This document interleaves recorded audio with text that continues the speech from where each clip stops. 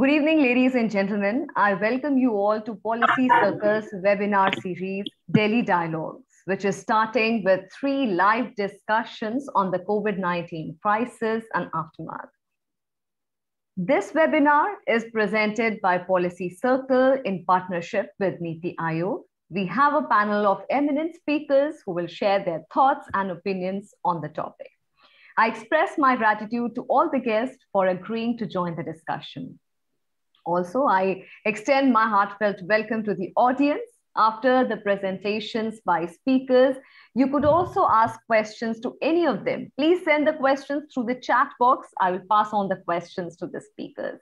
And now let me first introduce Dr. Aruna Sharma, who will deliver the inaugural address today. Dr. Sharma is an Indian Administrative Officer of 1982 batch Madhya Pradesh cadre.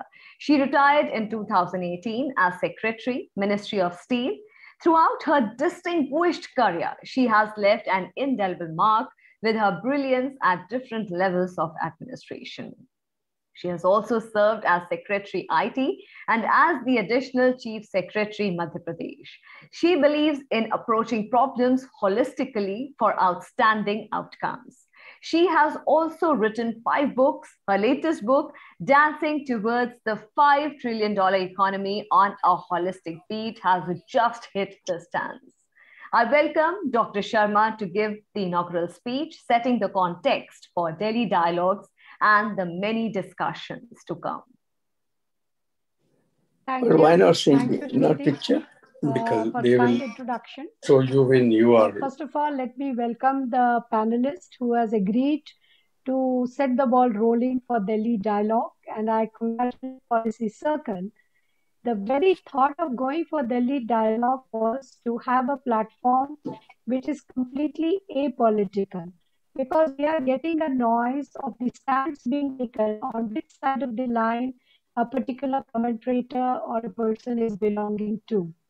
Good So that you here the came. idea is to get into only the issues, the analytics of the issues, and we as citizens of the country who are concerned and who wants India to grow at an accelerated pace, based on the experience, what corrective measures can be taken in the policies or can be going ahead with it. With this kind of an arrangement, it is very, very important when we are working on this, that how we are going to get the best of the brains across the country, best of the brains across the globe, who have a great experience and who will very successfully contribute when we are going ahead, that it will succeed to the highest levels, and we are able to contribute to the policymakers, to the executing body in a very big way. Whatever comes out of the dialogue, it will be published as a paper in the Policy Circle, plus as a document, it will be submitted to the concerned organizations and authorities to give whatever is due to it or whatever consideration is needed for it. So I wish Policy Circle a great success in starting off this Delhi Dialogues. Now, coming to the topic of the day, the public health care is more, especially during COVID, has come a center stage.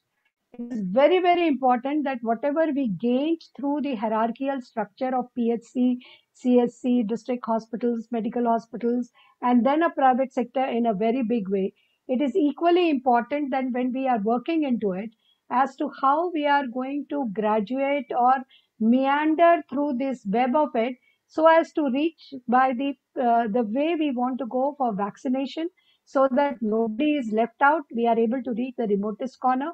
We have demonstrated it in the past during the vaccination, but here it is becoming a mammoth task because it has to be done in limited time slot.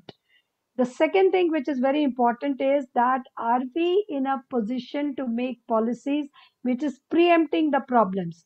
So which is taking care of the supply of the preventive measures like vaccination, the people education, because now even after the second wave and badly hit, again we are finding a lot of people crowding in places without masks, without keeping physical distance, taking life very, very, very in a small leisurely way that if the wave 3 hits them, it is going to be a real problematic issue. Then in case the wave hits, then are we able to go into the curative measures, which is need of the beds of the oxygen, what is the protocol? Because a lot of confusion was there in wave 2, what should be the treatment protocol? So a correct treatment protocol, correct medicines, and a controlling regulatory factors which takes care that no spurious medicines and no overcharging comes into the market, the vulture mentality of some people for quick profiteering. For today's topic, we have Mr. Anthony, who has roped in the best of the speakers. Definitely, he is an anchor and he has very clear thoughts on this issue. So I'm very sure that today's deliberations will be a great input on this topical, very important, very center stage kind of a requirement that a country needs at this moment of time. And I'm thankful to Niti Aayog also for getting associated with this, because straight away then the findings will find a reader, which is the real authority to sort of disseminate it further for corrective actions at the right levels and right measures. So at this moment of time, I would like to thank and congratulate Policy Circle to come with this daily dialogue, and thank Mr. Anthony to go ahead with it. Thank you so much. Thanks. And now moving on with the itinerary, our first webinar today talks about the lessons from global war on COVID-19. Let me introduce our distinguished guests. Dr. Anthony K.R., Independent Monitor, National Health Mission, Government of India. A very warm welcome, sir. Thank you. Dr. Jayakrishnan Tayal, Professor, Community Medicine, Government Medical College, Calicut, Kerala. A very warm welcome to you, sir. Dr. Abhay Shukla, National Co-Convener, Jan Swasthya Abhiyan, Mumbai. A very warm welcome, sir.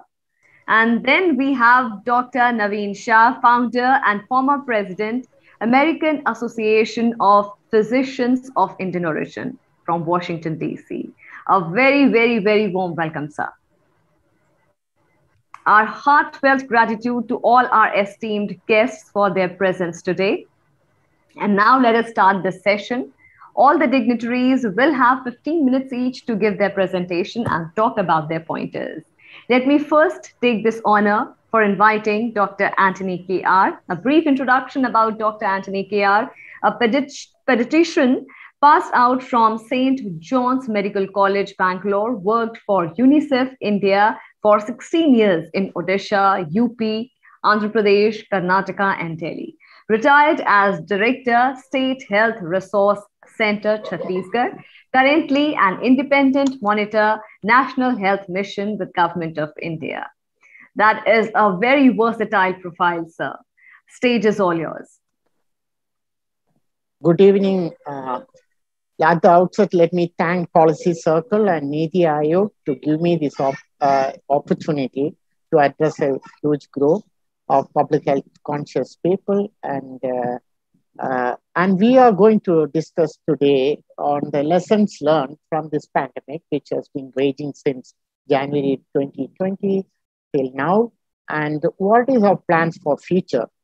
One thing that coronavirus did make us understand is, like an X-ray or a CT scan, it exposed our health system truly.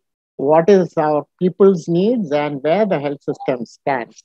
And it taught us many lessons. And coronavirus, we have to thank. Polio virus taught us during our polio eradication who is the unraised and the marginalized whom we should focus. Coronavirus taught what we need to do in the health system. It exposed the vulnerability and fragility of our public health system. It is not something surprising. It is a cumulative neglect for decades in underfunding, understaffing, and it is poor infrastructure and the need for technology upgradation in many places. All these neglect had resulted in dismembering of the system and almost to an annihilation or standstill in various parts of India. But all the same, it is needed. It proved its relevance and essentiality of this system because the nation needs it. And nation means about 40% of the absolute poor and with a lot of middle class people. And the nation needs it with an immediate upgrade because it is the only option for the poor and the marginalized. And we cannot think of dismantling it or go for alternatives. Private sector we can't rely upon. They have exposed themselves, they were shut down, and they closed their gates during this pandemic. In any pandemic or a crisis, there will be a lot of inadequate preparedness. Whole world was not prepared for this outbreak of this virus. There were a lot of errors in decision making and a delay in decision making, and there were a lot of wrong strategies. Mistakes are made in implementation. WHO made mistakes. WHO said initially only droplet infection and fomites and hand washing and sanitizer use and all will be good enough. But by June 2020, a lot of evidence came about aerosol transmission, and finally WHO corrected it, and they said use of mask is very important. But all these mistakes are pardonable. It is part of the learning process. The virus is new, the treatment methodologies were new, we were figuring it out. So, but learning, and it is part of a learning and a growth. But refusal to learn from mistakes, that is a tragedy. That's a tragedy for the future generation. And what lesson we have learned is science is never perfect. Science grows by advancing day by day. And science should prevail, not politics. Politics is based on opinions. And if you have to make political decisions to govern us, that should be in a calamity like a pandemic. It should be strongly guided by technical advisors, sound scientific principles, and technical advisory bodies should feed into government orders and political decisions. Best of brains should concur, not a favored group of, and that group hatching surprise declaration. Nobody is going to get impressed by surprise decisions. Now, what are the lessons learned? In February, we should have closed all the airports because the virus coming to India is an imported virus. Virus is a foreign virus. It is coming through airports, and those who can afford air tickets. And it came from Wuhan, it came from Saudi Arabia, it came from Iran, pilgrims, and many people all through airports. So we should have known where the virus goes. We didn't do. There is a pathetic lethargy in active screening and monitored home quarantine and domiciliary isolation of positive cases and active contact tracing. We didn't do that in the entire month of. We slept over it, and there were other priorities in the country, and unfortunately, and whatever it is, I'm not going into what that historical scenario in February and early March in India that was taking place. And there is all of a sudden, March 23rd, an abrupt national lockdown. It was not guided technical decision based on any epidemiological evidence of virus transmission in a huge country like India with 736 districts. Only 75 districts had the virus implanted, and in 3 major states, Delhi, Maharashtra, and Kerala. So this unnecessary lockdown of the whole country was not justified. That was the second mistake we did. There was unnecessary locking up of migrant workers and urban poor in their settlements. And that was in a fertile ground for this virus virus that came from abroad. It is not a virus originated among the urban poor or the migrant workers to multiply. It was a petri dish where the culture was made. The other lesson learned is we can't get a pandemic control which is enforced, police enforced or administration enforced. We can't, there is a community involved, a community rather than system officials for COVID surveillance and COVID appropriate behavior enforcement works better. We have seen it in Dharavi slum, where one Mumbai corporation office bearer went into all the house to house and made community-based or slum-based planning. And that is also the lesson of Kerala, how that all 14 districts have the district committees down to 956 gram panchayats and about 65 municipal bodies making plans. The other thing is, in a pandemic, though we are dealing with a virus, but we are not a virus and its after effect, the human element is very important. Addressing hunger is so important, and cash transfer for purchasing essential things to survive is so crucial in a lockdown, if lockdown is the methodology what we have adopted. And that is where the Kerala's example of running community kitchens, giving dry ration kits, and running Janata hotels for subsidized food all became an excellent example of how to deal and address hunger in a pandemic. Then another mistake what we need is closing the regular services. It is inhuman to stop regular services for maternity, medical and surgical emergencies, curative care of acute illnesses, blood transfusion for thalassemic patients or cancer patients or those who are aplastic anemia patients, chemotherapy for cancer patients. This is, they cannot stop. They cannot stop. It is so inhuman. Kidwai Cancer, Regional Cancer Research shut its gate for cancer patients for the priority given to coronavirus. That cannot be done. Another equally burning bacteria, tuberculosis bacteria or malarial parasite. We can't in India, where tuberculosis kills more than 1 lakh people, tuberculosis or malaria, we cannot shut our eyes. Stop. We'll deal with it tomorrow. We cannot lose the advantages and advances we made in HIV/AIDS control because of corona. Other thing is, if there is an epidemic, we need alternative arrangements. We need beyond what the regular system can absorb.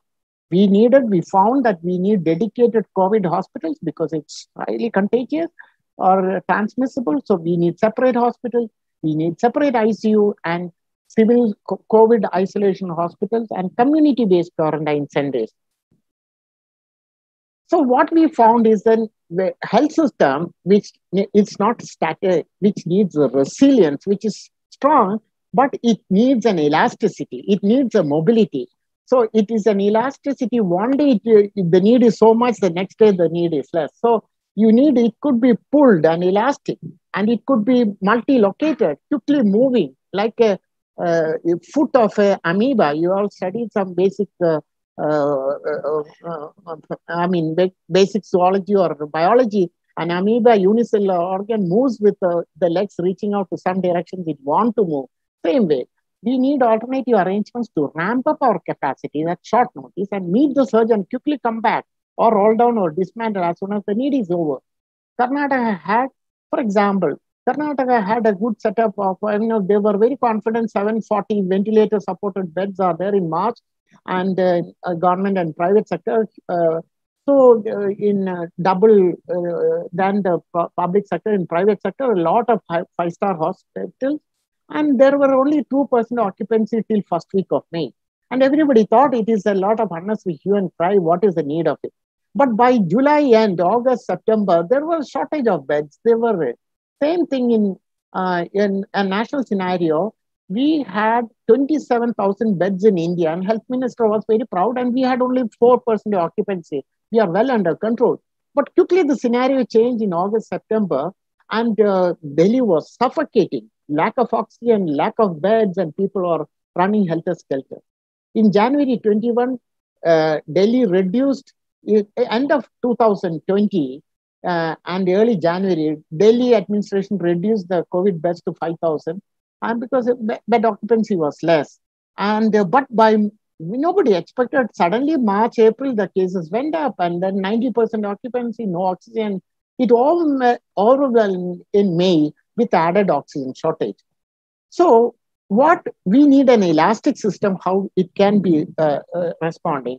We need So what can be moved? Naturally, the hospital and big AIIMS and the Safdarjung hospital, we cannot move. So it is immovable structures and equipments we cannot move. But whatever is movable can be moved. So we have trained staff, some equipment, some ventilators, medical supplies, they can be moved across the districts and states. And we have got good example. Minister Gadkari has requested for Nagpur area ventilators from Andhra Pradesh, which they obliged, oxygen from Odisha, the state obliged. And the other movable thing is, if you, a big institution, you move the patients where there is a high caseload to places where their institutions are. You cannot say, oh, Delhi is for Delhiites. So adjacent districts of UP, Punjab, Haryana, and Rajasthan, patients flock to Delhi. So that is part also of the need.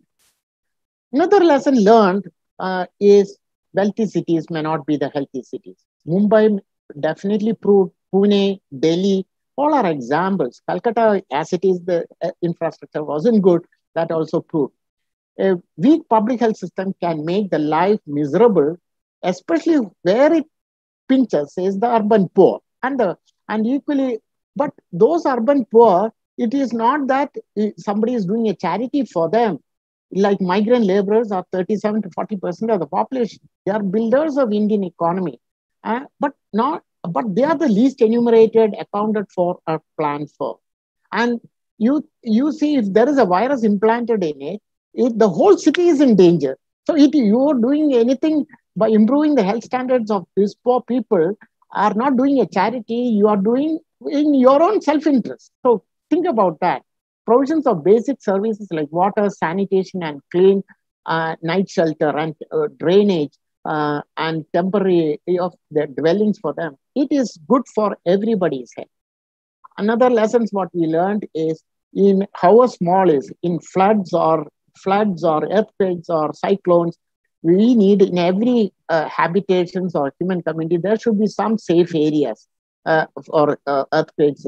And that could be a community center. It can be used for community meetings, social events, and also for relocation, running relief camps. And I've seen these type of community centers built by community governing bodies like Gram Panchayat in Bishnupur district, in Manipur and places like that. Many places I've seen. That's a good thing.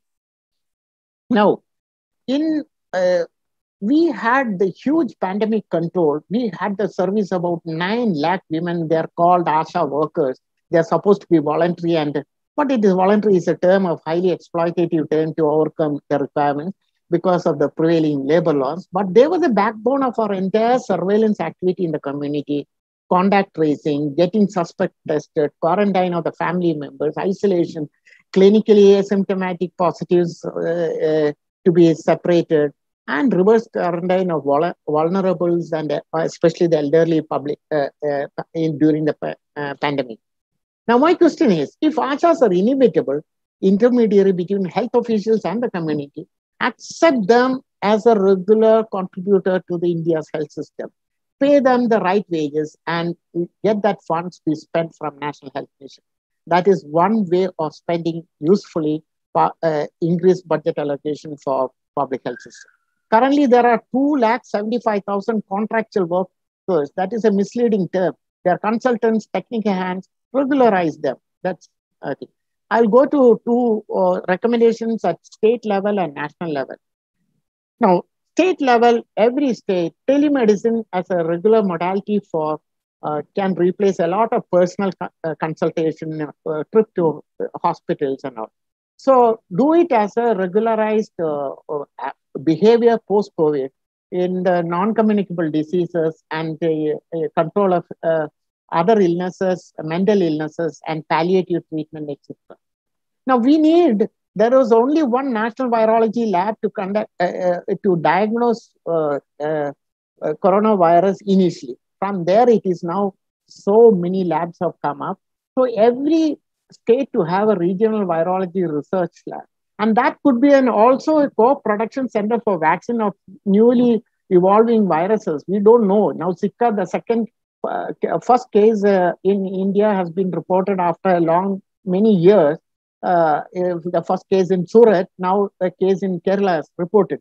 Now, what we don't know. So we need a vaccine production units as well as virology research labs in every state. We need oxygen shortages. We could have had oxygen factories in every state. And from this oxygen in medical oxygen production centers, we need to move oxygen in tankers and that immediate supply of liquid medical oxygen. The irony is all our oxygen production are all where the steel plants are there and coal and steel is used, like Odisha, coastal Andhra Pradesh and places like that. And we need oxygen up in Haryana and Bihar, and Bihar, at least the oxygen production to some extent is taking place. So we need the oxygen transportation quickly. Now, another thing is state to have a communicable disease control center, like a national communicable disease center to coordinate effect. What we lacked in the last epidemic is the pivotal role or leadership role by two agencies, the National Center for Disease Control and ICMR, to take the lead. Their technical advisors were overshadowed by political considerations or whatnot, who made the decision. Some blunders were made. There is no uniform treatment guidelines, consensus building, all these things were lacking. Even now, some of the consensus building on COVID management, probably Dr. Naveen Shah will refer to that, how it is done in United States. So that is lacking. And we need to do that at a state level and national level. We need enforcement of Clinical Establishment Act and regulation of private sector. We can pay the money, whatever the treatment, but exploitative extraction of money and billing should be stopped. That's why the court intervened in reserving ICU beds in private hospitals in Bangalore, Karnataka High Court. Kerala High Court intervened in pricing of the PP kits and per day charges for ICU care and the detailed billing. So we need to do that. Another lesson learned, at least from Kerala, is that transfer a part of the development fund to the local self-government, well, municipal corporations and town municipalities and gram panchayats in planning, delivery, and monitoring of health services under them, including disease outbreak control. At district level, this is my last slide. District level, the most important thing is do the categorization of districts where the pandemic is high, heavy, or very minuscule, like occasion. And districts, every district, those districts which do not have a medical college must be having a district hospital, which will be the tertiary, the apex center for the full tertiary care. So it must have, just like a medical college hospital, it should be equipped in all care, like burns unit, to plastic surgery, to dialysis unit, cancer therapy, everything, every component of a medical college should be there in a smaller fashion to meeting the population demand. Then you need, these tertiary care institutions are not, also can be, you can prioritize it. There should be a spatial equity of tertiary care institution in the country. For example, even in this pandemic, 45 districts were contributing to 50% of the corona caseload and severity of cases. 145 districts contributing to 75% of cases. And so they need a saturation, more saturation of equipment investment, staff deployment, everything, depending on what. Later on, then you can dismantle. So you need special equity of tertiary care in those districts which have got high caseload. That is a flexible plan. And every district hospital to have a 50-bed isolation ward for communicable disease, and with 10 beds will be for ICU beds. And the minimum of 5 ventilator beds for respiratory support, or maybe dialysis units. All these things, you can fix a minimum number essential for life support. That has to be full-fledged, not like 4 or 5 districts absolutely neglected. Then 2 adjacent districts have got everything. That inequity should be disappearing. Then the one good example Kerala has done, in all 14 districts has got a liquid medical oxygen generation plant of 150 tons production capacity. This can be done and replicated in all the districts in the country. One very, very important thing in pandemic control is the accuracy of data. Now, lot of responsibilities and accountability is passed on. They say, I'm not responsible. There should be a full responsibility and accountability fixed on district magistrate and chief medical officer for data, what they get from their own system, triangulate with other events, like the journalists expose, what is the number of deaths that and dead bodies cremated, and what is buried in the burial grounds, that register, that doesn't tally with the number of deaths reported by the system. And it doesn't tally with the civil registration system, that certificate got exposed. And that is why a series of data points that the Hindu newspaper has exposed. So there is a increase in death. Where is it? Who owns the responsibility of declaring the accuracy of data? Because in a pandemic, those epidemiological data is so important for forecasting what could be the action forward. Then I would say we must have a float assembly of reserve medical staff, of public medical staff, which is deployable at short notice and dismantleable. And how is it? Where do you get that reserve medical staff? They can be from private sector, they can be public sector hospitals, interns, PGs, nursing school final years, and you must have that. And you can have like voluntary blood donors list. They are ready to be called and immediately retired. Last 3 years or 5, within last 3 years, 5 years, who are retired, you can get. And I will end here. Maybe we can take up in questions. Thank you. Thank you, Corona, for teaching us all these lessons. Thank you so much, Dr. Antony, for such a nice brief about the entire a complete roundup of everything. And I'm sure that not only our speakers, but the guests and also the audience, they must have definitely enjoyed and understood and developed a better enriching understanding of the COVID-19 situation. And with that, it's time to introduce our next speaker, Dr. Jayakrishnan Tayal. Professor Tayal teaches community medicine at Government Medical College, Calicut. He is the coordinator of Regional Prevention of Epidemic and Infectious Disease Cell. He is also head UNESCO Bioethics Chair, Calicut Medical College. Sir, I welcome you to the webinar and I request you to kindly come and speak, take the stage and speak your opinion. Smriti, just one interjection. Vivek, please attend that the speaker's screen comes with the video, okay? Now Jayakrishnan is seen, but not with Smriti, often her face doesn't come. Good evening to all. First of all, I express my thanks for Policy Circle and the organizers for inviting me for this webinar. My topic is lessons learned from Kerala.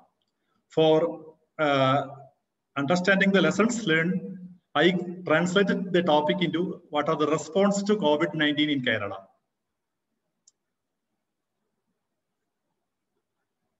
And what is the Kerala is the southernmost state in India, a small state.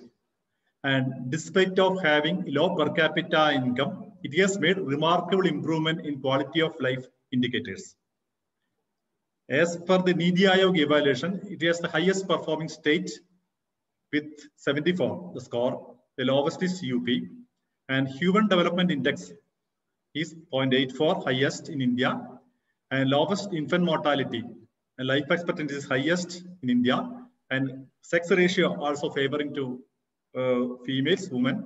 And another important point is it has got a decentralized system of governance.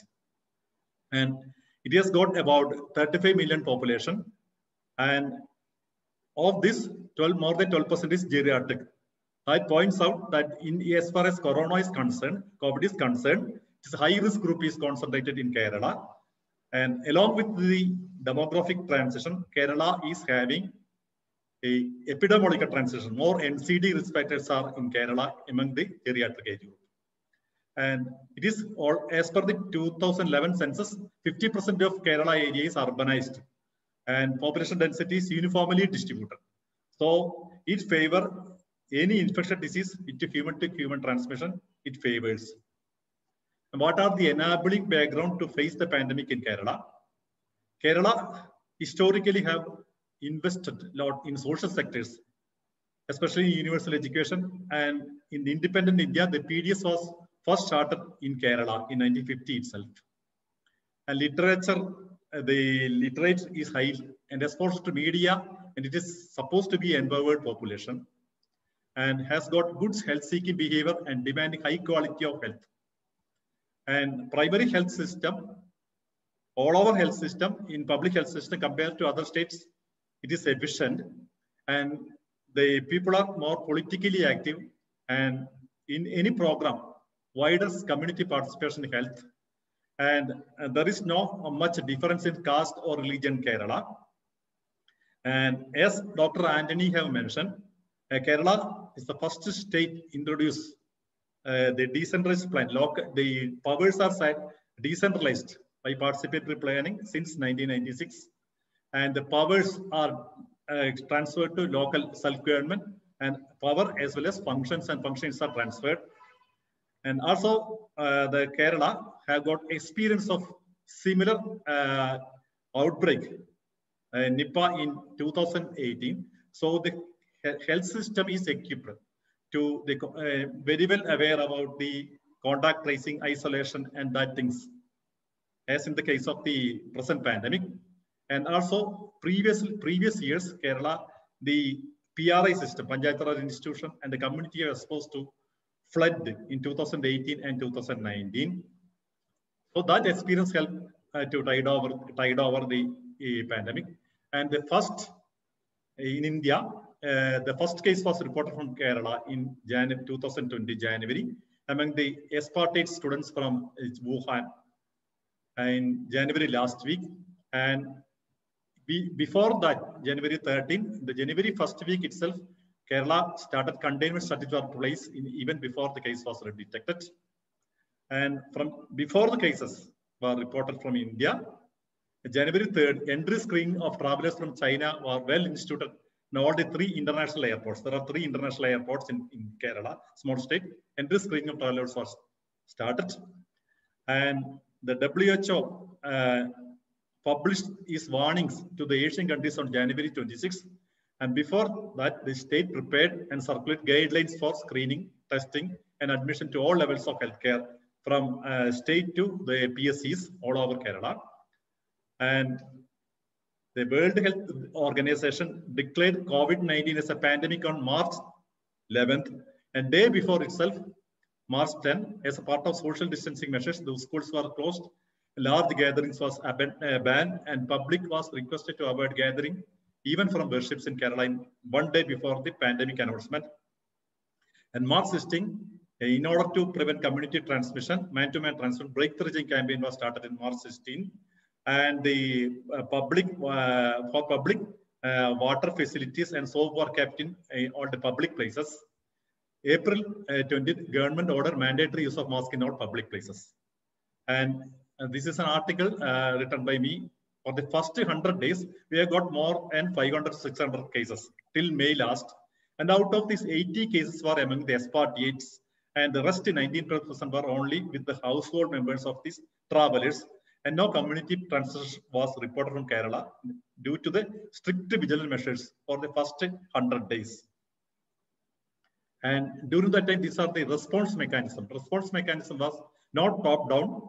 It is 3-tier in the district level, LST, Panchayat Raj level, and the Panchayat, there are wards. There is 3 level. The institutional mechanism were decentralized. Levels and the responsibilities are very spelled out. It was local need-based micro-planning, and the community was very well empowered. And this is the time-level responses of the pandemic.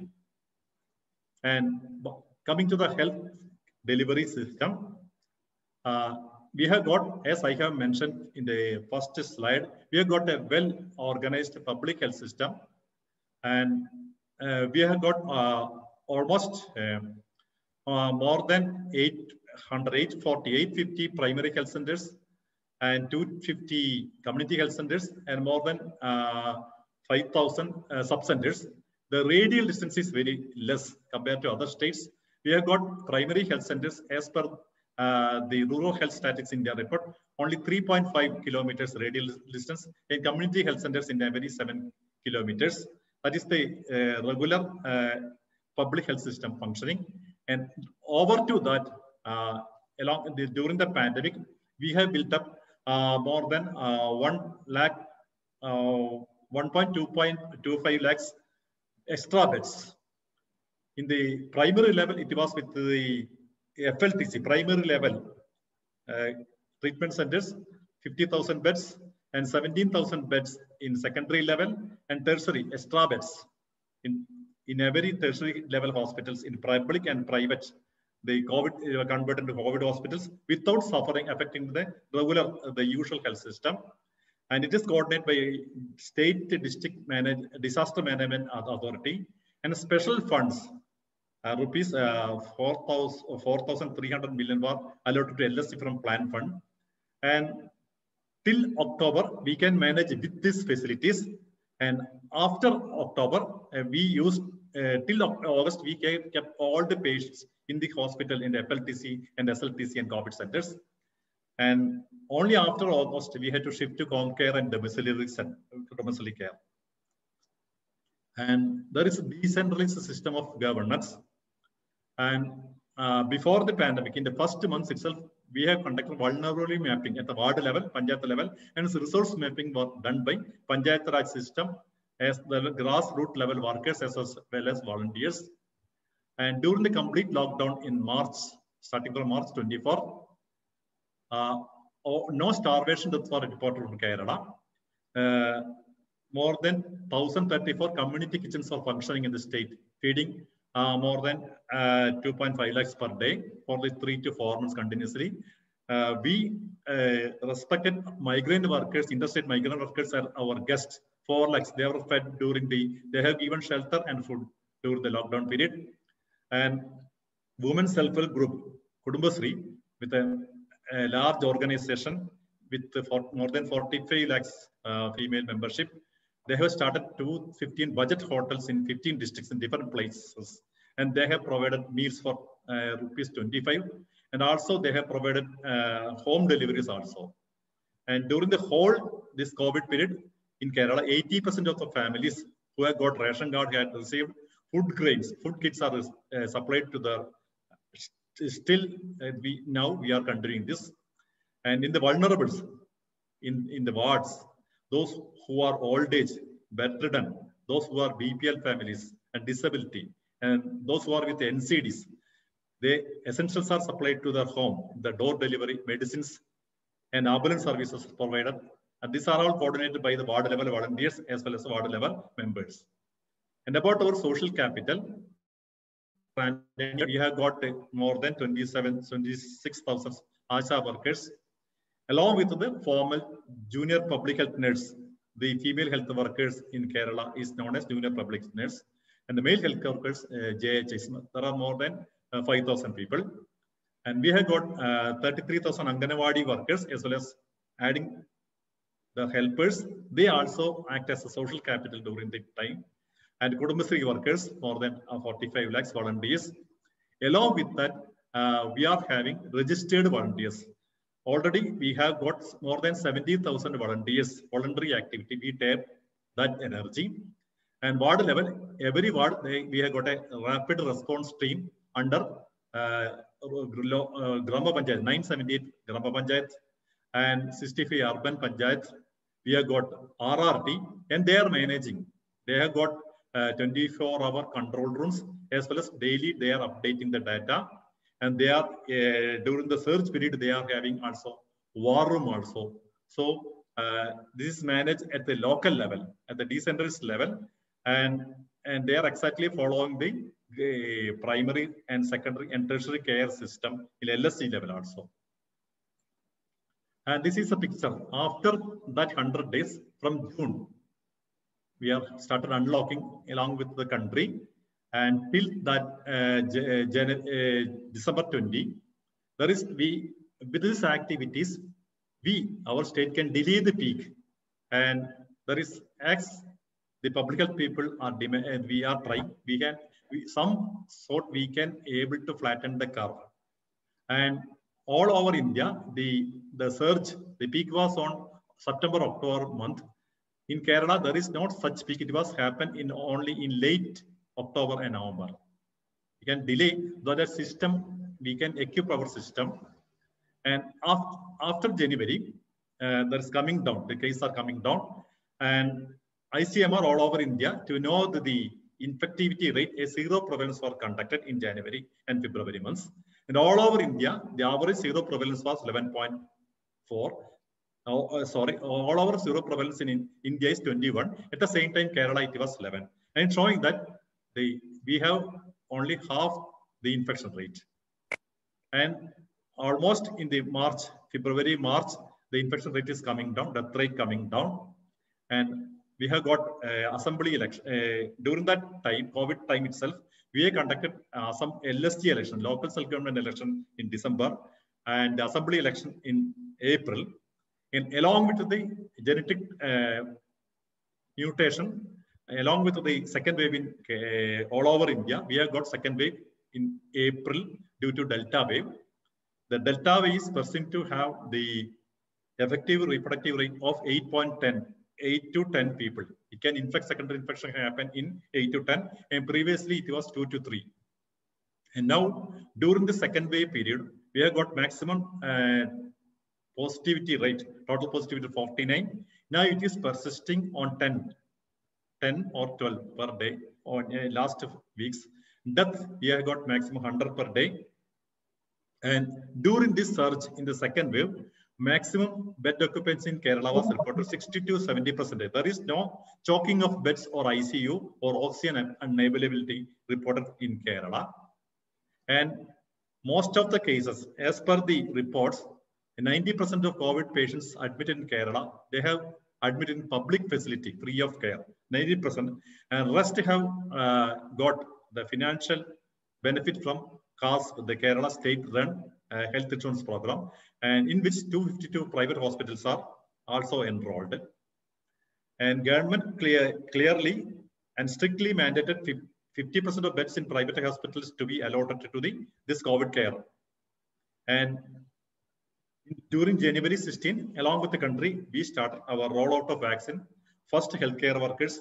Now, with the uptake rate is now more than 90%, and frontline workers also 90%.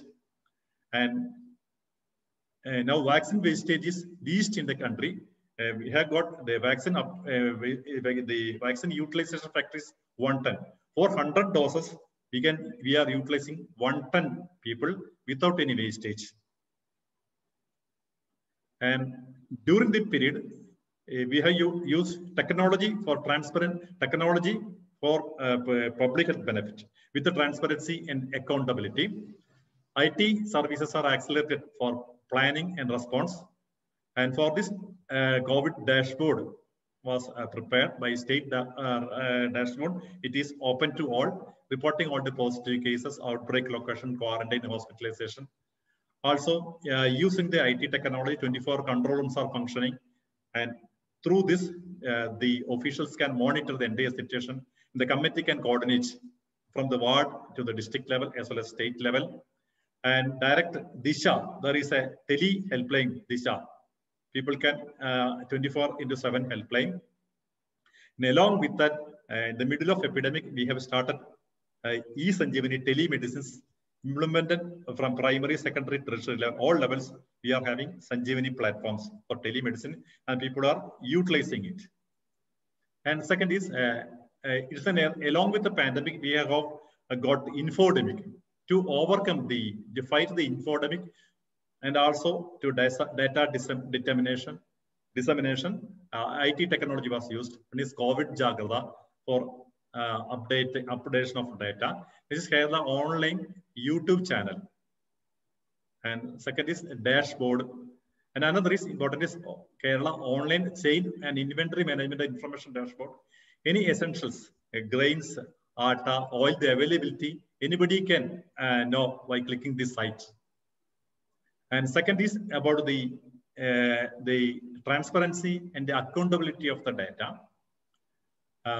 About the mortality rate, there is a lot of discussions going on in the media. And a few early of in the middle of last year, there was a publication about the data transparency about the Indian states. The green one had got the maximum transparency.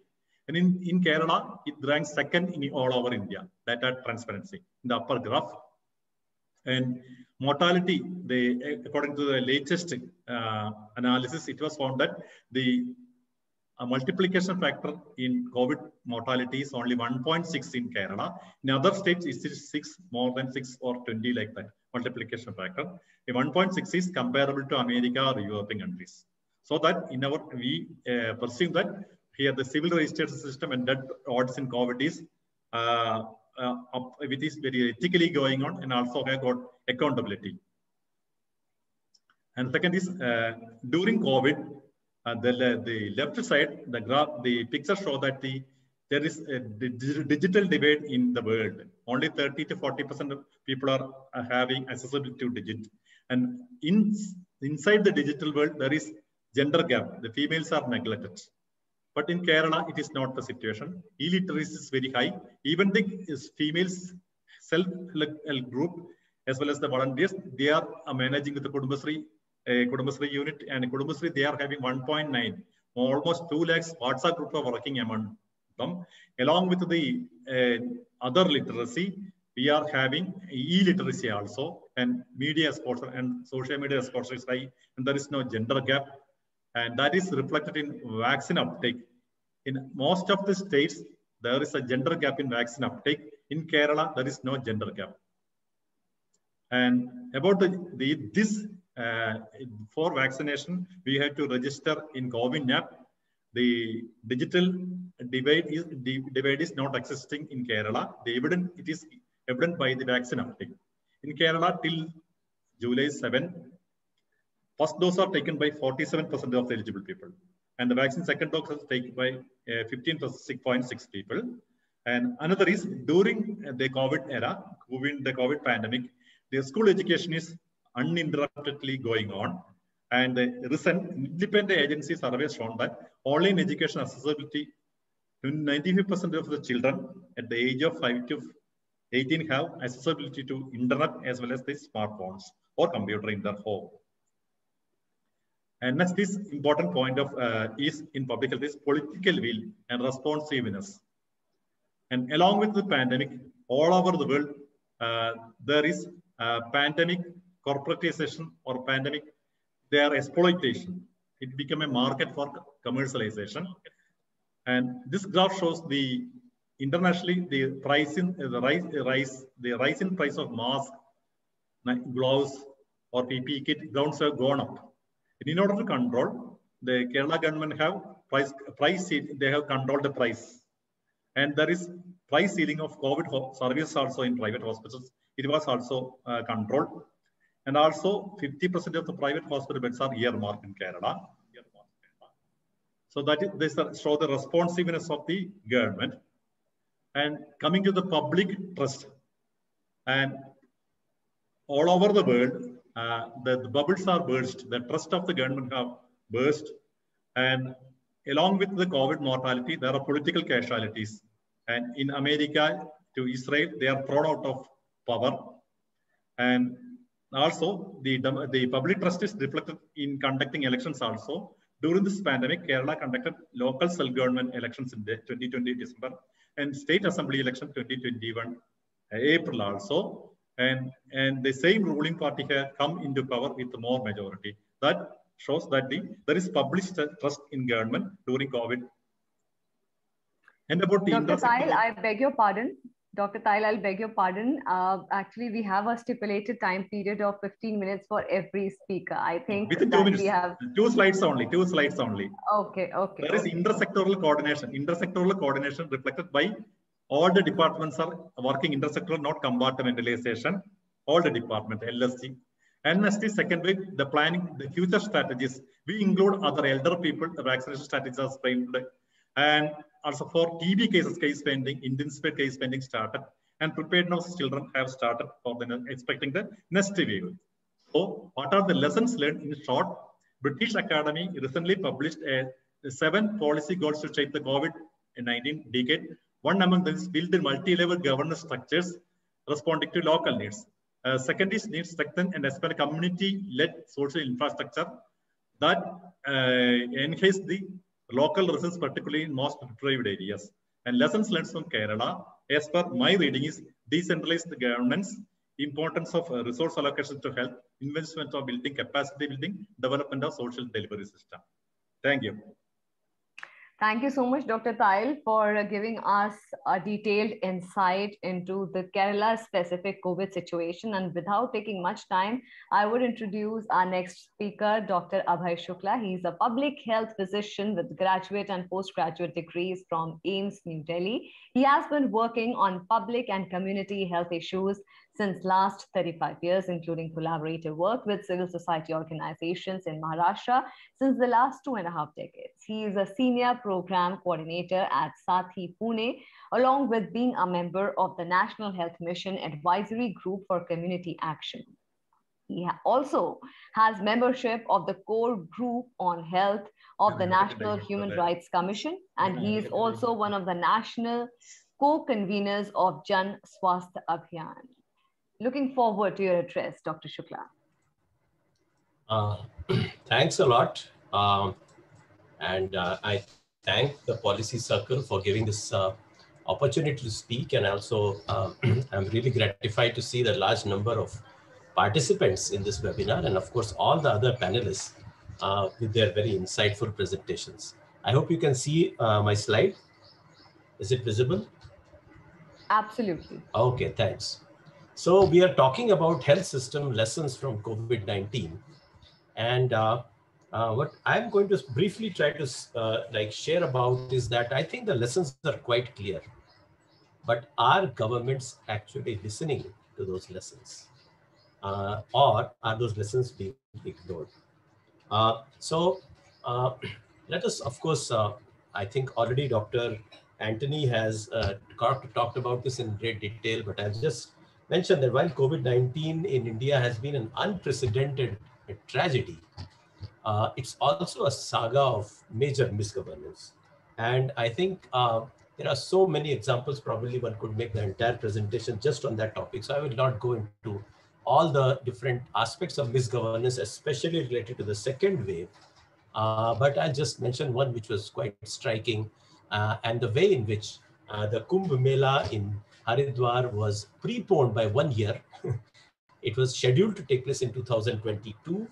It takes place once in every 12 years. The last one was in 2010, but it was preponed by 1 year to take place in the middle or in the of the COVID entire pandemic, and placed at the beginning of the second wave, when the second wave was already emerging. And as we know, something like 70 lakh people participated in this Kumbh Mela because of the way in which the government allowed it to and encouraged it, and in fact preponed it to happen. And because of this, all these people bathing in the Ganga, we know what happened at that time. And after that, then many more people also bathed in the Ganga, especially in Uttar Pradesh and Bihar. But that bathing was of a slightly different variety. It was because of the huge spread of the COVID pandemic in these northern states, and where people did not even have the fuel to burn the dead bodies of the large numbers of COVID patients. And they had to dispose of the bodies in the Ganga River.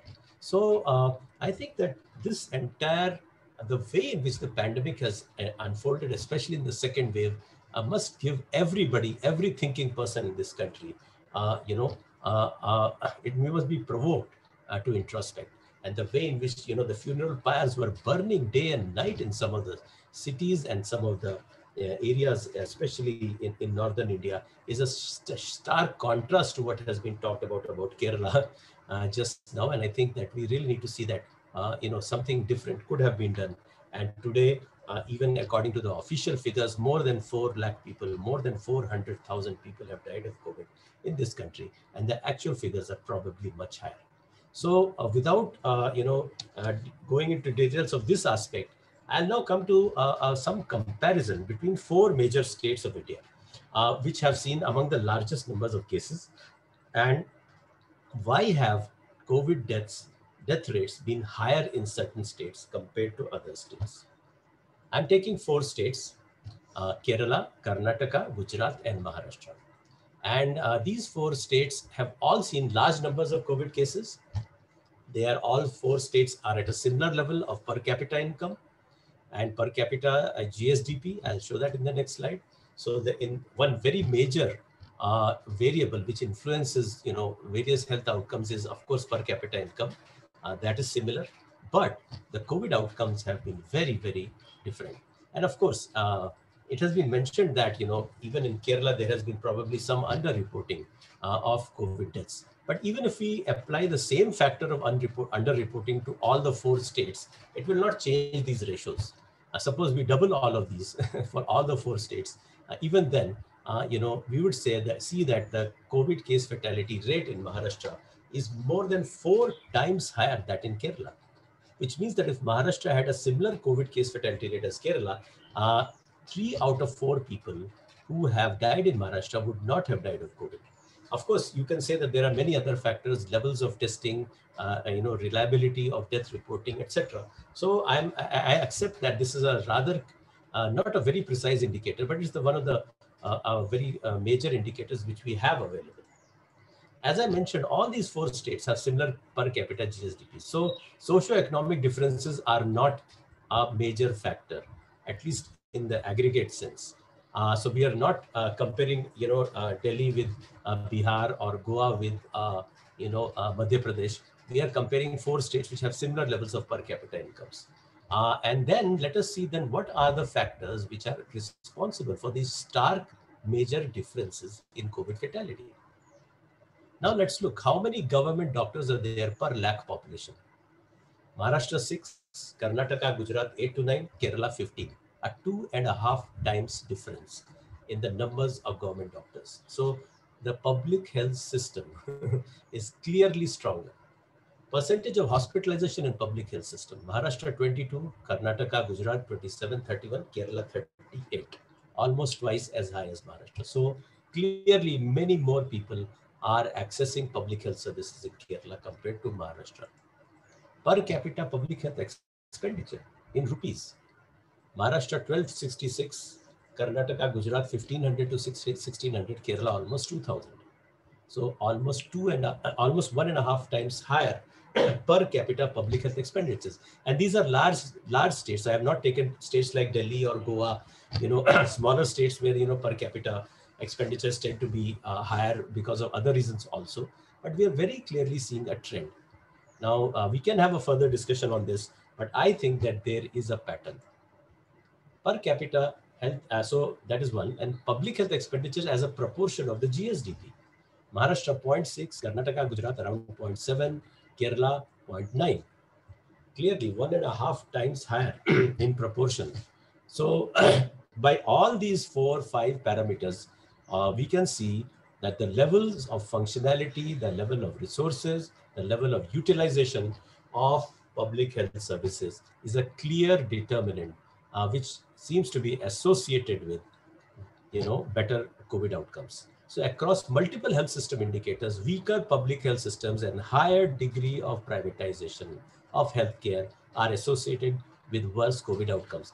Let me also mention here that numbers of total hospital beds per 1,000 population are actually higher in Maharashtra and Karnataka compared to Kerala. So we are talking about public hospital beds being higher in Kerala. So actually total hospital beds, including the private sector beds, may be in fact higher in some of these states.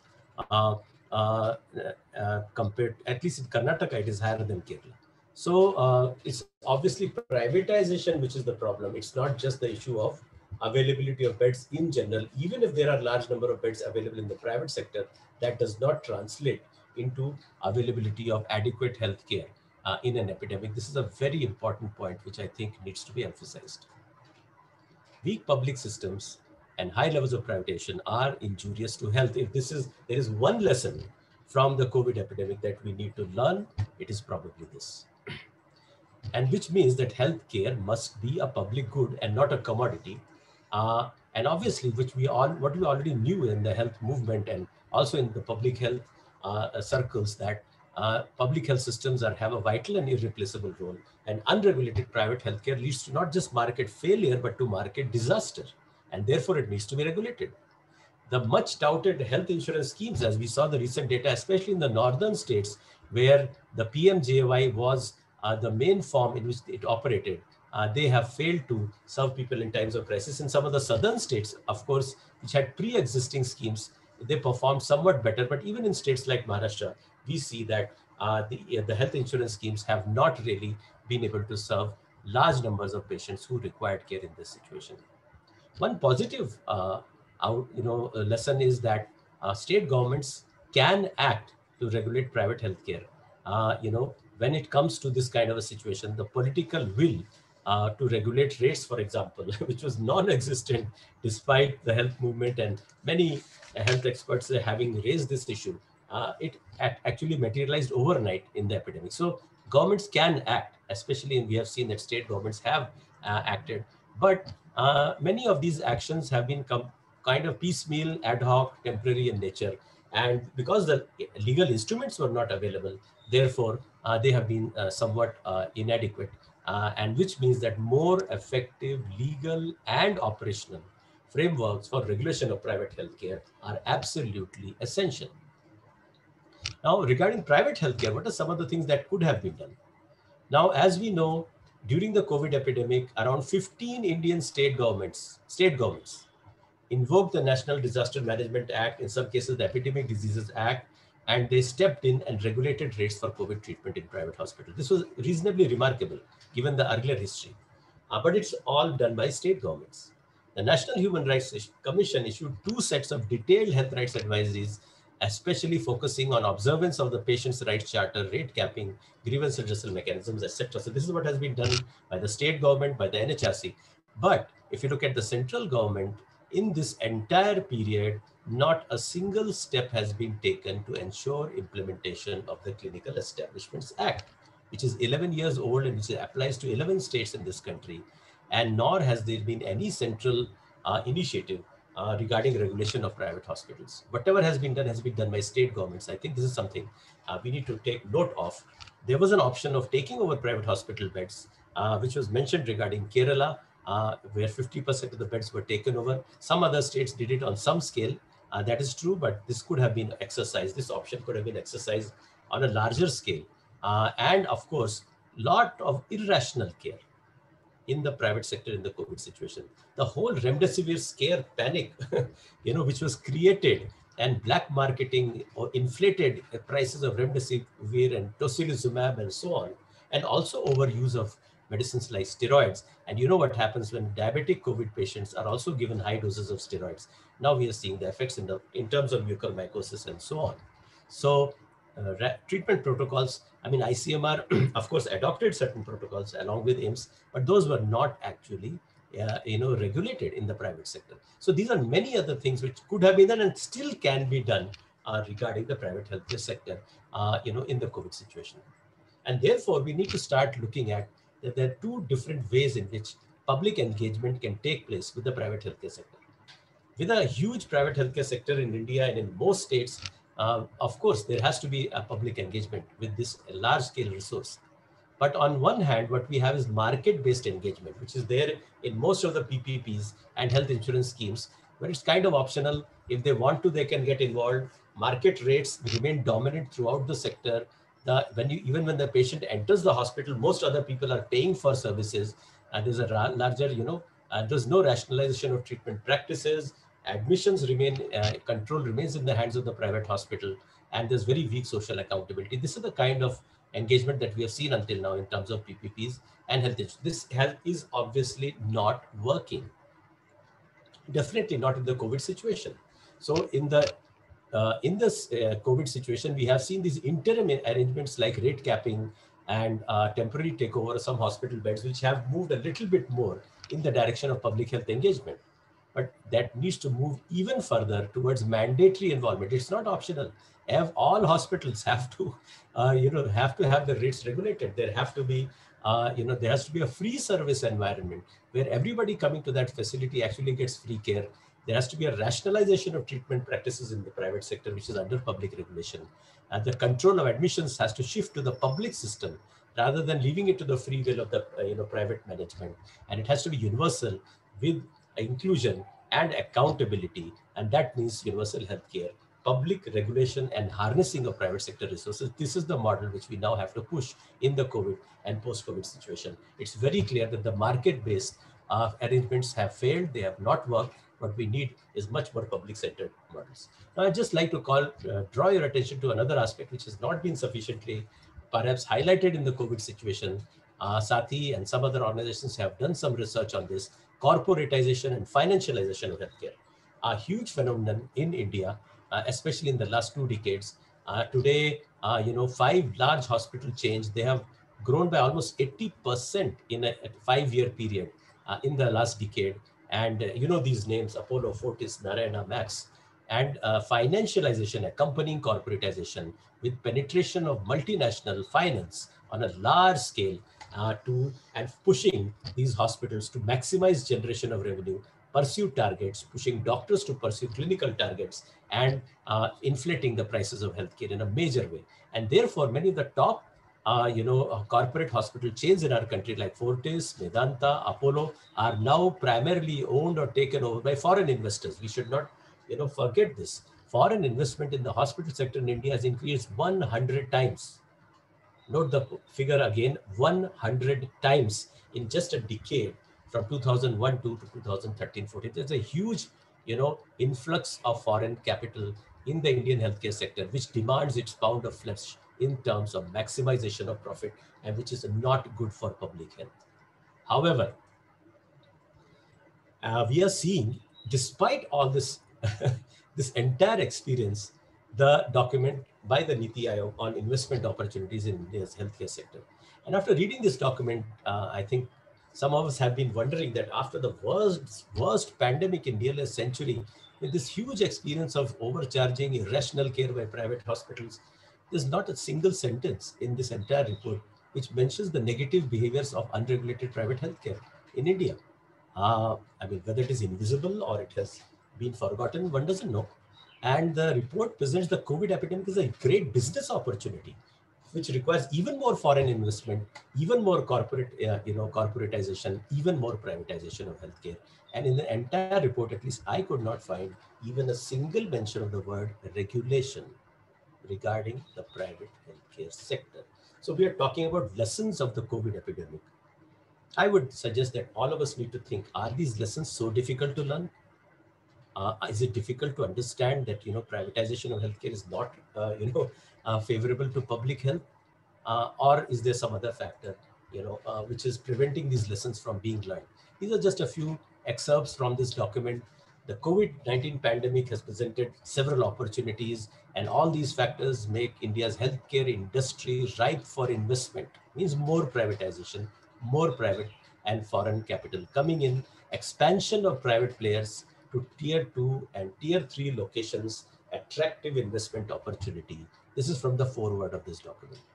And then further it says that, Niti Aayog is proposing a model which enables the upgradation of district hospitals to medical college using the viability gap funding, which is basically a PPP arrangement by which the government, either central or state government, will give funds to private actors to run public hospitals, and handing over public hospitals like, say, district hospitals to private actors to operate. And then they will charge fees for a large proportion of patients, and maybe they'll be supposed to give some free care to some proportion of patients. But as we know, these arrangements almost never work well.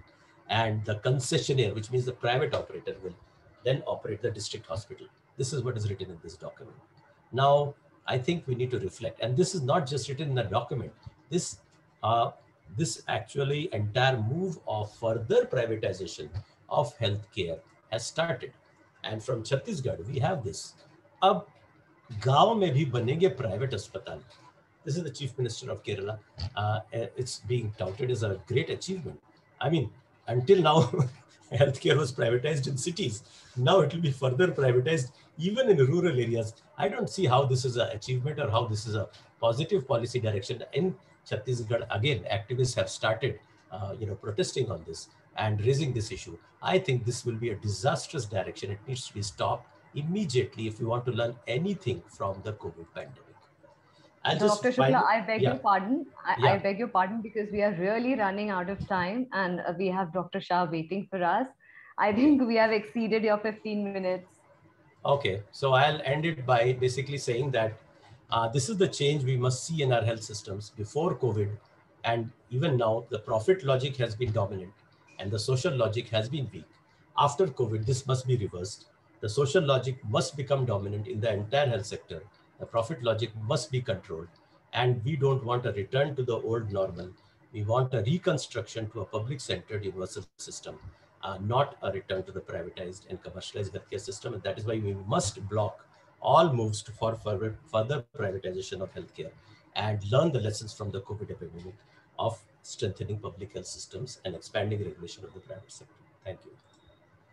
Thank you so much, Dr. Shukla, for sharing your opinion and presenting your points so beautifully. And ladies and gentlemen, let us now welcome our fourth speaker, Dr. Naveen Shah. Dr. Naveen Shah is a urologist of global repute. He is a co-founder and former president of American Association of Physicians of Indian Origin, one of the most influential professional bodies in the United States that represents more than 42,000 doctors. Sir, kindly address our audience.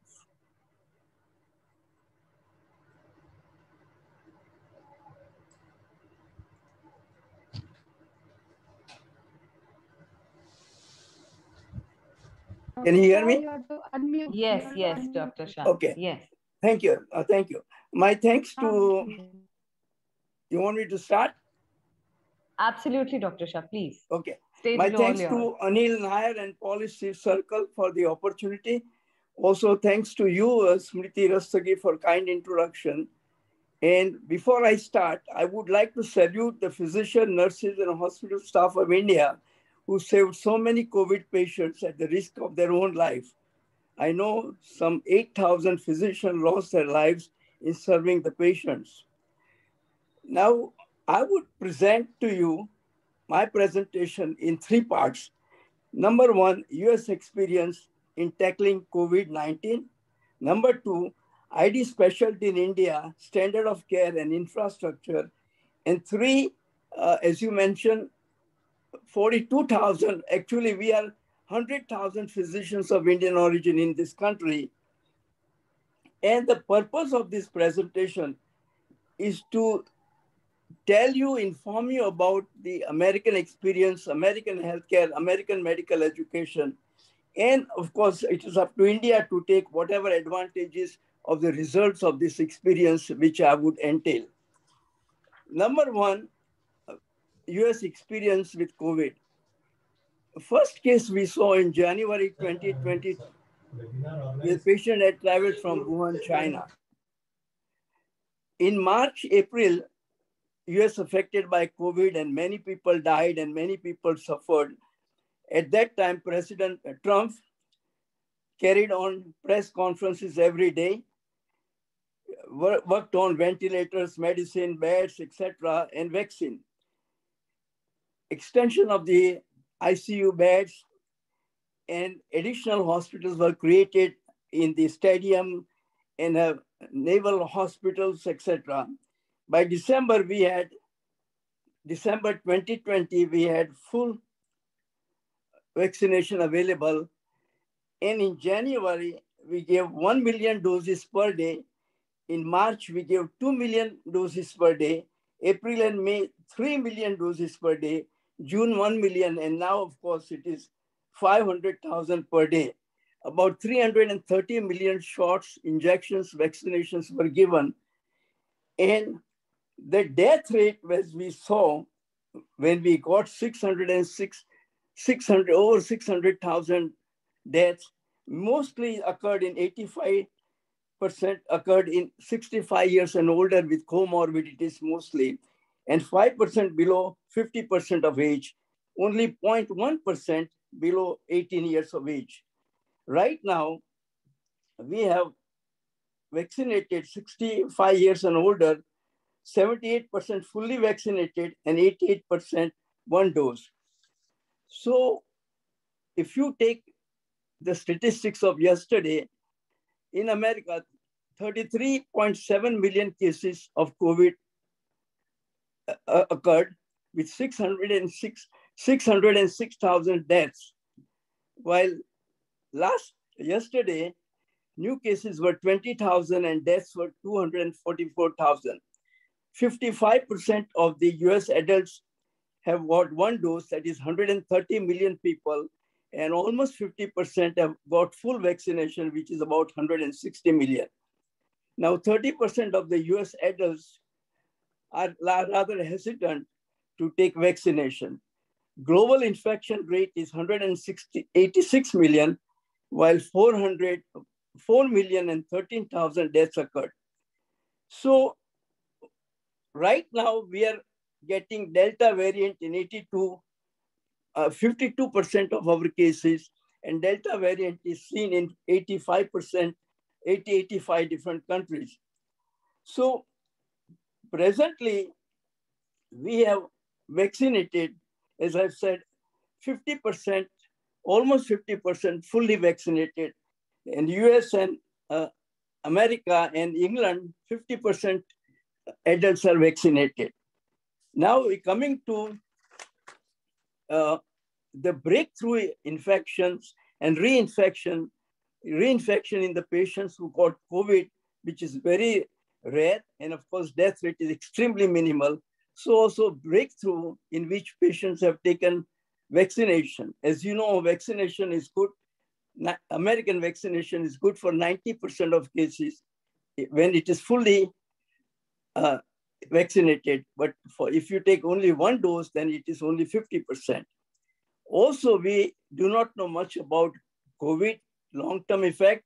For 1 year, we have seen patients still are lingering with fatigue, memory problem, cognitive problem, dyspnea, etc. And we do not know much about the vaccination. The vaccine, which we have seen, the blood clots, which is very rare. So also myocarditis is extremely rare, 1 per 12 million cases. Now in India, 1.4 billion population, and now 30 million patients have got infections, and 405,000 have died due to coronavirus disease. Yesterday, new cases were 43,000 and deaths were 910,000. Only 5% of Indians are fully vaccinated and 18% have got one dose. So in short, what I'm trying to say, that India, the most important factor is, or treatment at present is the vaccination only. All you can say, the 8 months of American experience in the vaccination, even though we have got 52% Delta variant in 85 countries, still the American vaccines have stood up the time and the test of the protection and the efficacy. Now, the second point I wanted to talk about was in India and in America, the infection disease is treated rather differently. In America, we have 8,500 infectious disease specialists. An infectious disease specialty is there in vogue for 60 years. Now, these are the main people, main actors, main moderators, monitors of COVID treatment and prevention. Now, we are helped by epidemiologists, virologists, public health people, but most important thing is the infectious disease specialist. That is how we have a standard of care. Also in America, we have standard of hospital accreditation. All ICUs are same, all hospitals are same because they are accredited every 3 years. That may not be the case in India. So one has to be very careful in in treating, because India, COVID is treated by various specialty and very variety of doctors. While in America, the standard of care, of course, it is changing on a daily basis, is all monitored or done by infectious disease specialty. Now, I would just divert a little to tell you our efforts of getting infectious disease specialty in India. In 2004, I told government of India that it will be better to get infectious disease specialty. At that time, of course, HIV and transplantation and other things came into the picture. And as you know, the septicemia rate, the death rate of septicemia is 50%. So what we said in 2006, I met with the Prime Minister, Health Minister, Health Secretary, Medical Council, President, etc., and took a delegation of infectious disease. 2008, the Medical Council passed that India should have ID specialty, but they did nothing till I followed it up till 2015. There were only 3 colleges, Vellore, Chandigarh, and Pondicherry. Right now, I'm told there are only 100 infectious disease trained specialists. So my point in telling all this thing is to have a leader in infectious disease hospital in form of infectious disease specialist. Otherwise, all the doctors may not be able to treat. And you have seen the black lung, as it was mentioned, the mucormycosis is extremely rare in America, even though diabetes is still common in America.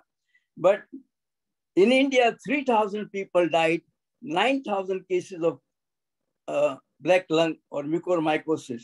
So what I'm trying to say that overuse of corticosteroids, not maintaining the blood sugars of or a blood glucose level of diabetics, that also makes a difference. And lastly, I would like to tell you about 100,000 doctors. Now, of course, right now, 75%, 75,000 doctors are like me of Indian origin, the first generation. If you take my son Amit, then there's another 20,000, 15,000 in training. America is mecca of medicine. Experience of America can help India, and we, the doctors of Indian origin, are ready to help India. Even if 10% help, that becomes 10,000. So that is one factor which one has to consider for the better treatment, better medical education, and joint research as far as Indian physicians are concerned. Now, in summary, what I would like to say that looking at the American experience, India requires 10 million patients a day, persons a day for inoculation. 10 million, because we have 1.4 billion people. So in order to cover 1 billion, it will take 4 months. It is rather too late, but it is never too late to start. Second thing I would like to say that unvaccinated people are the formers of the variants. Now, because of the infection on vaccination, if you see in America, last month, that is June 2021, all the deaths were in unvaccinated people. Today, 90% of the American vaccines are protected against Delta virus, Delta variant. We do not know what will happen further, but at present, in England, the study came out which says that 99.99% of the children do not die of infection, COVID infection. So we have to learn from different experiences.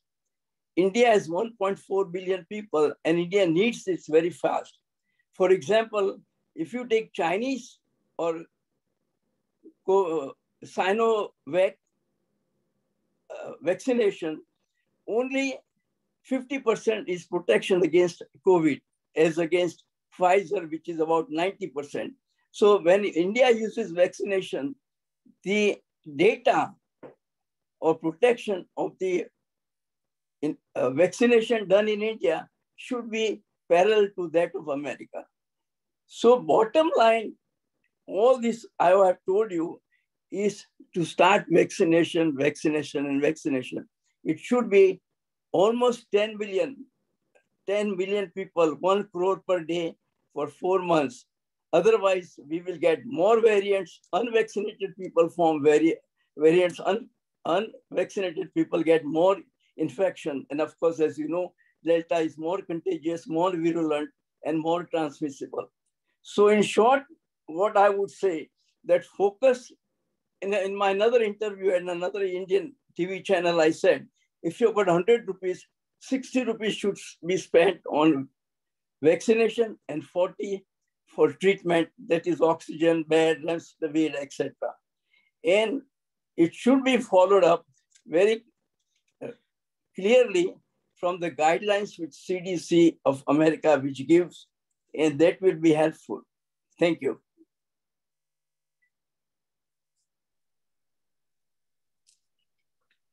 Thank you so much, Dr. Shah. Thank you so much, Dr. Shah, for impeccably underscoring the importance of vaccination. This is indeed very important at this point of time when we have an emanating task of facing the COVID-19 situation, the third wave. And ladies and gentlemen, with this, we have come to the end of the present session. Now we have another session, which is the Q&A session. And it was during the discussion, during the presentation, during the session 1 that our guests were giving the presentation, that we have received a number of questions from our audiences. And first, I would like to request Dr. Shah, there is a question for you from the audience. It says that the United States saw a large number of casualties last year, but life is almost back to normalcy now, which is quite commendable.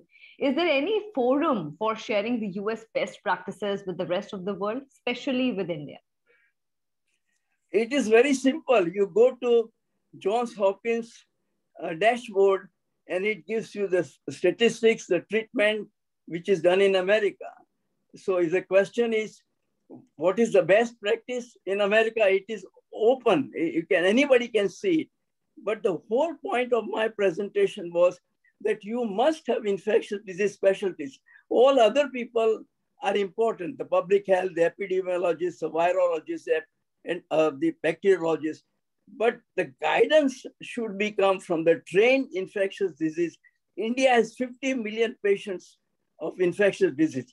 India, 40% deaths are due to infectious disease. So it is very important that India pays attention to infectious disease.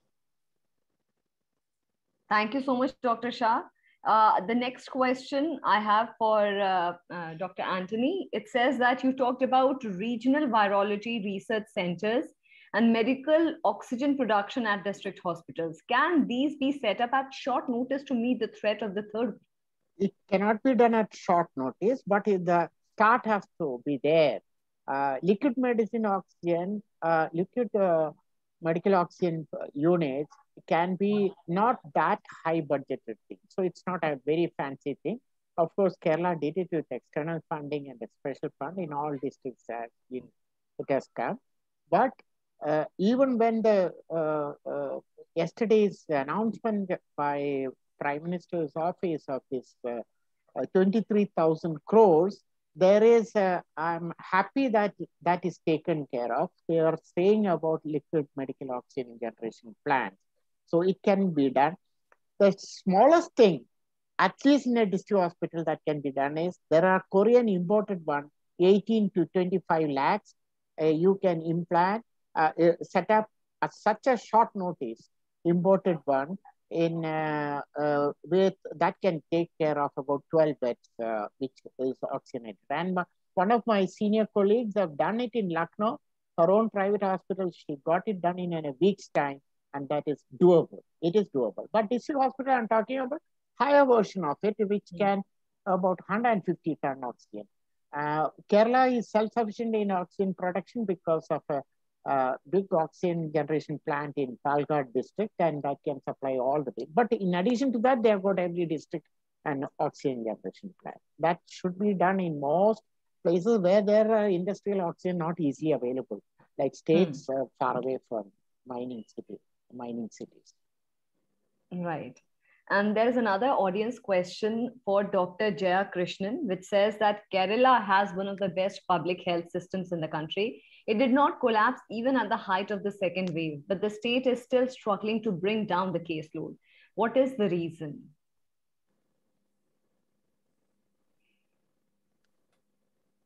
You are muted, Dr. Jayesh. You are muted.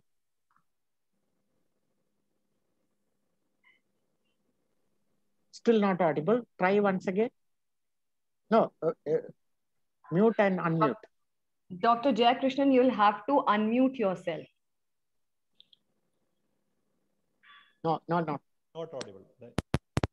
But now it is audible. Now it's audible. Because of the earphone. Should I repeat my question, Dr. Jaya Krishnan? Kerala, our aim is to not to cut down, not to eradicate COVID, but to flatten the curve so that we can manage it. Now, the most of the cases, 80% of cases are not clinical cases. Now the hospital is running 40 to 50% only. The total positivity rate is only 10%, but the patients admitted in hospitals are very less. Our aim is to reduce the hospitalization and serious cases and death, one thing. And second is peculiar to Kerala. In my presentation, I have presented that is 50% of Kerala is in urbanized. It is a continuous, Kerala is not a separate districts or village or urban separation. It is a continuous urban area, total, throughout 500 kilometers. All are urbanized, and the people are very much mixing, and the mobility is more. So, and also there is immigration, and immigration is high. So there is mixing of population. As far as the mixing is happening, the infection will continue. That is happening. All right. And there is another question for Dr. Abhay Shukla, which says that what do you think of reporting of the COVID deaths in India, and how can we build a transparent reporting system for that? Yeah. See, it's widely recognized that there is underreporting of COVID deaths for various reasons. Some are, I would say, circumstantial, and some are relatively deliberate also. First thing is, many people, especially probably in northern states, but it must be everywhere, have not gone to a COVID testing center at all. And without being tested for COVID, they actually may have died at home of COVID. So that is one category, which is a little, that means that only if you improve testing, especially in rural areas and so on, those cases can be picked up. A second category is where people had COVID for some reason, so they reached health facilities. They had all the symptoms of COVID, but for some reason the test did not come positive and they died. There are significant proportion of such cases. And it used to be called COVID-like syndrome and whatever. And so the person has breathlessness, the CT scan is showing significant amount of opacities throughout the lungs. The patient dies with a low oxygen concentration level, but the RT-PCR report is negative. So that is a second category. There, I think we need to have a clinical also definition of COVID, that if the treating doctor from all other, signs and symptoms feels it is COVID, those cases should be treated as COVID. And the third is, so this is kind of manageable. The third is what I will call deliberate fudging, which has been done by many governments to certain extents. I know we cannot have a detailed discussion on this here, but we do know that the cremation ground figures and the death figures compared to last year and last year death figures in the same month, there's a huge difference, which is larger than the number of COVID deaths which are being reported. And we have seen it even in Maharashtra. So cremation ground figures on a daily basis, we see how many people have died and then how many people are showing us, COVID deaths. There's a big gap between these two. And even if you discount for the other routine deaths, the gap is a lot.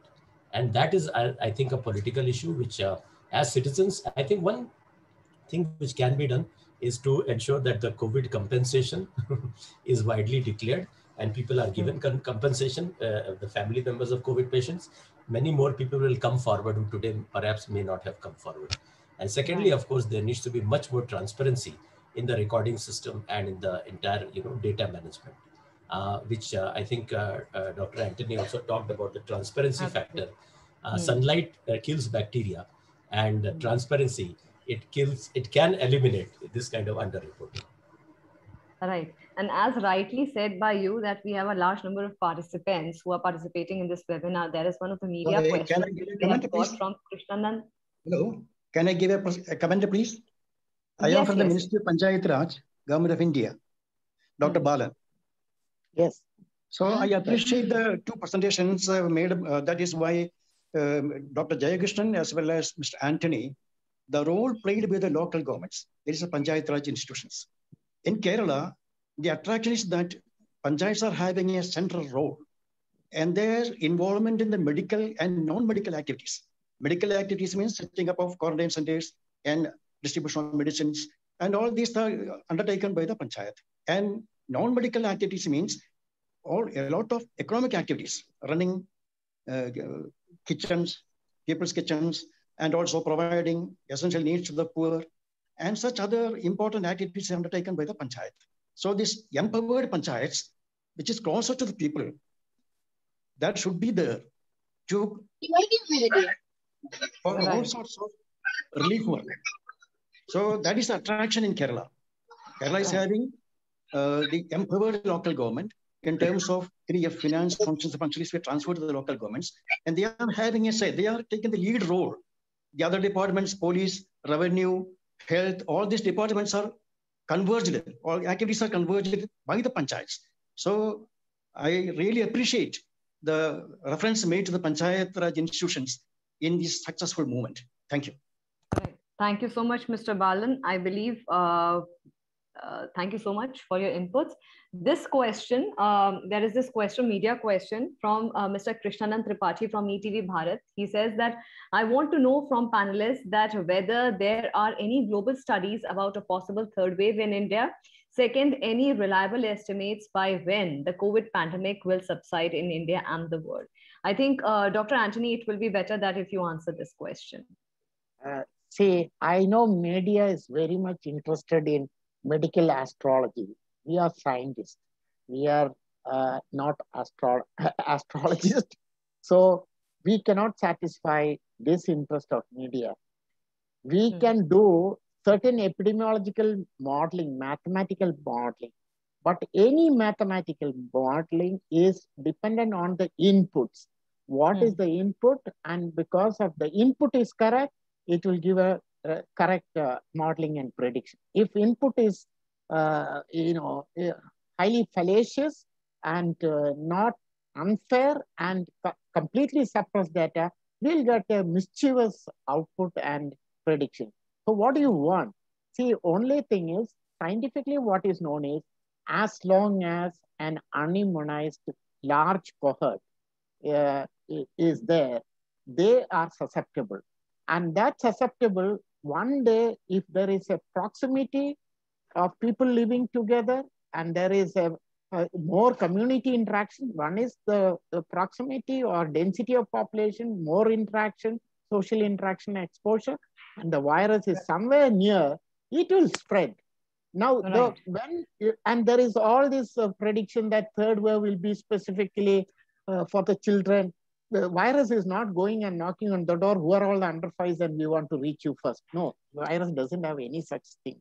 So all these are all fallacious predictions and don't believe in it. The important thing, as Dr. Shah put it, immunize, and that's the only weapon we have. Right. So don't go for the fancy predictions. And there is one more question for Aruna Sharma ji, if I believe she is there. There is one question for you, ma'am. She has to come concluding remarks. It says that you have served at all levels of senior Indian bureaucracy. What is your advice for the young bureaucrats who are battling it out? See, my advice to young bureaucrat is very, very clear, which has come out absolutely crystal clear into the deliberations of the 4 experts we talked today. You must have a holistic approach to these. One holistic approach which is going to come to you very clearly is the trained manpower. So you have Anganwadi workers, you have ASHAs, you have public PHCs, CHCs, district hospitals. So you have this trained manpower and the self-help groups and the trained power. You have to use them. The second is the medical care. Absolutely, there is no shortcut for vaccination. You have to vaccinate maximum population. And in case it is hit, what happened to your state or disaster management plan? The district disaster management plan, you should pin down all details, where the extra bed comes from, where you get the oxygen. The moment the problem came, we triggered all the steel plants to start producing the oxygen. Against 10,000 million tons, 6,000 that was produced. But logistic took 15 more days, right? Now, this is not acceptable. The lessons learned, what we are talking about, is you must have a backup plan. And what is the protocol for security thing? It can be 20 experts. So, two chains. One is planning, and the success lies in nuts and bolts. And what Mr. Balan rightly, proudly flagged, that your Panchayati Raj system is the bane, right? You have to ensure and empower them, because that is where information lies. That is the first touch point. So you have to take care of it. So on one side, you take care of the curative thing. On the other side, you have to empower the panchayats, which take care of your public distribution system, food kitchens, healthcare, and these activities. All these three put together, definitely no shortcut for public health care and strengthening it. So as young bureaucrats, detailing nuts and bolts, pre-planning, that is where the success lies. And getting caught unawares is not acceptable. You have to anticipate the problem, be prepared for it. That is where the secret lies. Right. Thank you so much, ma'am, for answering these questions. And thank you so much, gentlemen, for answering the queries which were sent across by our audience. And it's obviously we have exceeded our time limit of 90 minutes. But before we wrap up, I would request Dr. Antony to kindly give the concluding remarks so that I wrap up the show. No, what I wanted to say is that the concluding remarks will come from a bureaucrats and forum, that is Arunaji. So she has already said, and my thing is, I would at this stage, before I leave the stage, Mr. Anil Nayak from Policy Circle to come on the announcement of the rest of the series of webinars on this topic. I must say I'm immensely proud. My fellow panelists brought a lot of data. And as Abhay Shukla said, Dr. Abhay Shukla said, these are lessons right in front of you. Don't have to make an extra effort to learn. So if you don't learn from it, what can we do? And who is there to listen? So umpteen number of webinars and all. I hope Niti Aayog take these things seriously and to make the decision makers and policy planners take these points very seriously. These are nothing but facts. We are not exaggerating the reality. We are just representing the reality. And in the interest of the people, these points, what we are making is from the grassroots level, facts and figures, and there is no fudging here, no exaggeration. None of us have any political gains. Take it for the thing. This is the cry of the people. And I, as Dr. Naveen Jha, with all passion, passionate, patriotic feeling for India, says, we can do much better. We have got the potential to be better and teach the world over less about public health. And we showed the way in Vaccine Maitri as a small step, but let us do in clinical case management and preventing damage, and how we built up a good public health structure. We had a lot of good documents. Hati Committee report on rational use of drugs and essential medicine production and all was fully implemented in Bangladesh and Sri Lanka and Indonesia. but never, and Malaysia, but not in India, it is not fully implemented. We have got so many other medical education reform committees. Other countries have implemented. We have good, excellent brains for giving ideas, but unfortunate that political will to put them into real implementation mode is lacking. Right. I hope that changes. Anilji, please. Thank you so much, Dr. Antony. I think that I definitely thank Policy Circle and Anil sir, Mr. Anil Nair, for organizing such an enriching webinar. And there is a series of webinar which is coming up for the next 2 consecutive Saturdays. And I would thank Mr. Nair also and Team Policy Circle also for this wonderful inputs and this a very wonderful webinar, getting insights into the COVID situation in the country, not only in the country, but globally.